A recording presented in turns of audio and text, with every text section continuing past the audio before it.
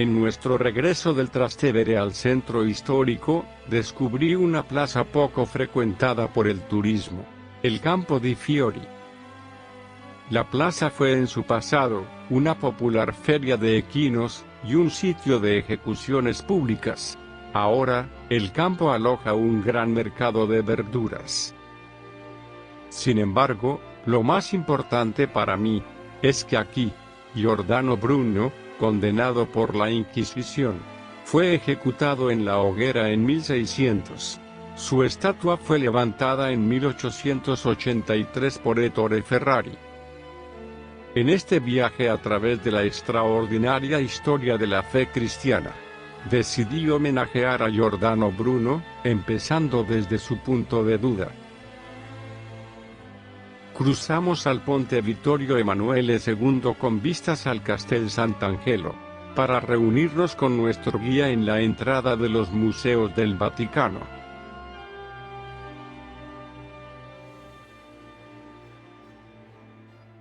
Una detallada maqueta arquitectónica de las 44 hectáreas vaticanas nos saluda al ingresar a la estancia griega donde reposan los sarcófagos en pórfido de la esposa y la hija de Constantino. En el Belvedere, o patio octagonal, están el famoso Laocoonte y sus hijos, el Apolo Belvedere, los Hermes, y la estatua de Arno, el dios del río. Laocoonte fue el sacerdote que, por alertar a los troyanos del peligro del caballo, fue sentenciado por Atenas y Poseidón, a ser muerto por 2 serpientes marinas. Allí también se encuentra el Perseo triunfante con la cabeza de Medusa, lo que produjo mi primer interrogante: ¿por qué todas las estatuas del Museo del Vaticano tienen sus penes rotos o cubiertos con hojas de higuera?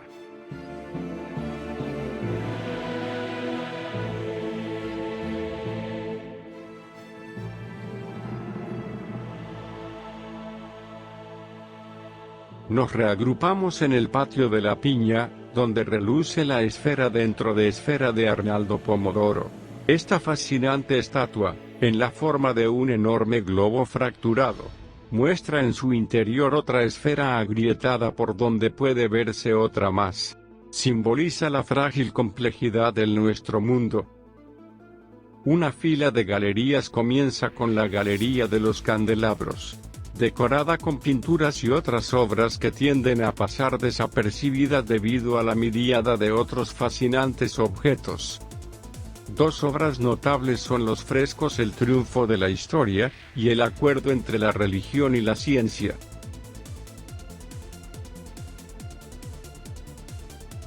Este espacio contiene, además, esculturas clásicas del siglo III a.D.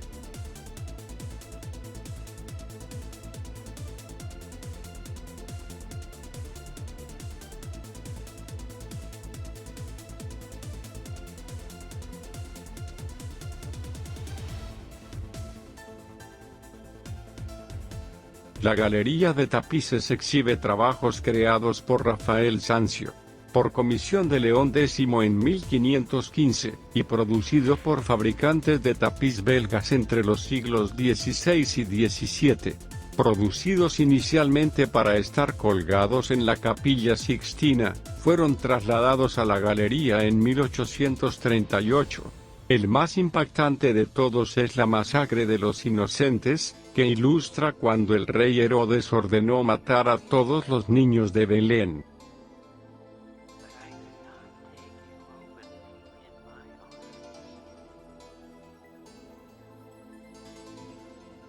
Los mapas de Ignacio Danti en la Galería delle Carte Geografiche dibujan la topografía de Italia como se entendía en 1580, adornados con delicados elementos decorativos. De otros mapas del mundo, creado por topógrafos romanos durante el siglo XVI, uno puede vislumbrar cómo se concebía el mundo hace unos siglos atrás. Las estancias de Rafael.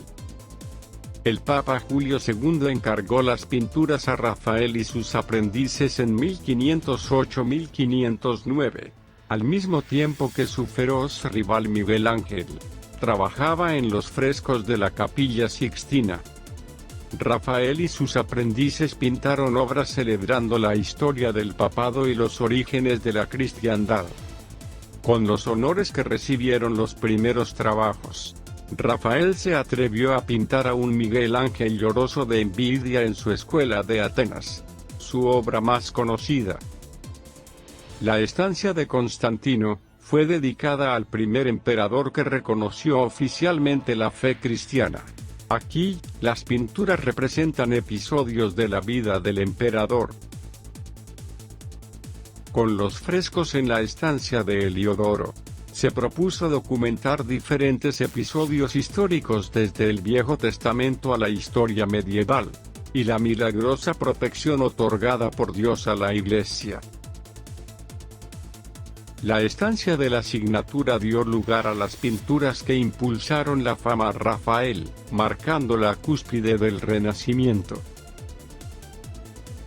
La obra En el cielo raso de la estancia del incendio del Borgo, fue pintado por Pietro Vanuzzi, el Perugino, por encargo de Julio II en 1508. Los frescos ilustran las relaciones políticas de León X, y la vida de dos papas previos de mismo nombre, León III y Leo IV. Notablemente, las pinturas incluyen esbozos de filósofos y poetas clásicos griegos, como la famosa escuela de Atenas y el Parnaso. La sala de Sobieski está dominada por una enorme pintura del pintor polaco Jan Matejko, representando la victoria del rey polaco Juan Sobieski III contra los otomanos en la batalla de Viena en 1683. La muestra incluye Los mártires de Gorkum, de Cesare Fracassini, una pintura sobre los 19 clérigos católicos holandeses que fueron torturados y ahorcados por militantes calvinistas holandeses, durante la Guerra de la Independencia con España. El corredor de la Logia de Rafael fue diseñado por Rafael y realizados por su taller en 1517-1519. Allí encontramos frescos con escenas bíblicas, desde la creación a la última cena, incluyendo el Moisés salvado de las aguas, y el juicio de Salomón.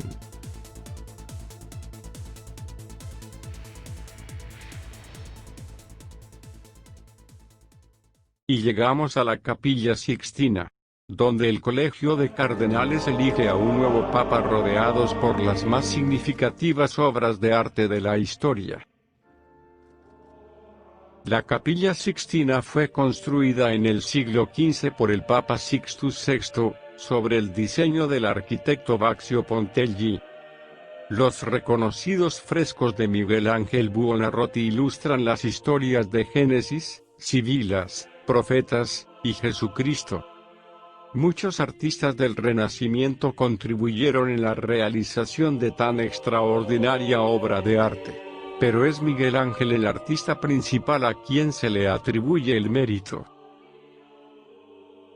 Desde la entrada, en orden inverso a la historia, el primer panel del gran fresco muestra a un Noé ebrio, con quien Miguel Ángel denuncia el pobre carácter de quien Dios eligió para salvar a la raza humana. Los siguientes paneles ilustran el diluvio, el sacrificio de Noé, la caída de Adán aceptando la manzana ofrecida por la serpiente, y siendo expulsado del paraíso. A este panel le siguen la creación de Eva, y la imagen icónica de Adán dedo a dedo con Dios. En los dos paneles adyacentes, Dios separa el agua de la tierra y crea el sol, la luna, y las plantas. Y el último, próximo al altar, revela a Dios separando la luz de la oscuridad.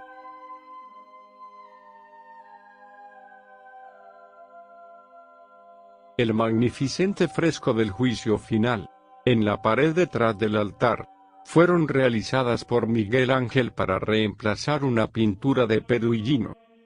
Comisionado por el Papa Pablo III, Miguel Ángel subvierte la iconografía cristiana tradicional evitando el uso de marcos y estructuras rígidas. Él diseñó un vórtice gigante con todas las almas, las salvadas y las condenadas. girando en remolinos alrededor de la figura de Jesús. Debajo de Jesús, aguanta la imagen aterrada de un hombre condenado, cubriéndose un ojo aterrado por su terrible destino. Atrapado y torturado por los demonios del infierno, es arrastrado a su ruina en condenación eterna. Con el horror grabado en su rostro, él se da cuenta de que su fuerza humana es inútil contra las malditas criaturas demoníacas, quienes aparentemente disfrutan del dolor y el tormento que están infligiendo. La narrativa visual es profundamente conmovedora, con imágenes donde el dolor y el sufrimiento triunfan sobre las ocasionales demostraciones de compasión y amor. Uno no puede captar completamente el significado de estas imágenes, si bien subjetivo, hasta después de pasar esos largos corredores, esas antiguas estatuas, esas pinturas, y revivir la experiencia con fotos, videos, y notas tomadas durante el viaje. Y una vez solo, con las impresiones y las imágenes, lejos de las multitudes, uno es enfrentado con la crueldad y la desesperación de la humanidad. En reflexión, la conciencia me obliga a cuestionar la justicia y compasión de ese Dios que decide exterminar a toda la humanidad, excepto uno, por los pecados de unos pocos.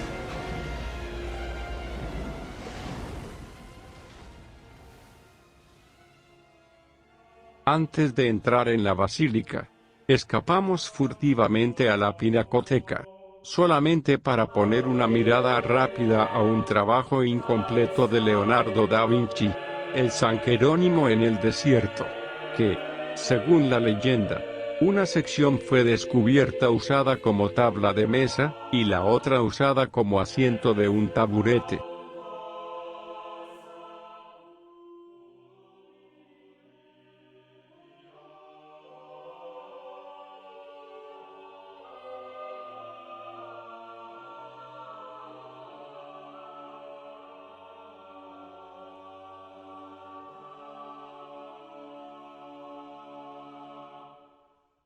Egresamos de la Capilla Sixtina a través de un corredor abierto, directamente en St. Peter Basílica.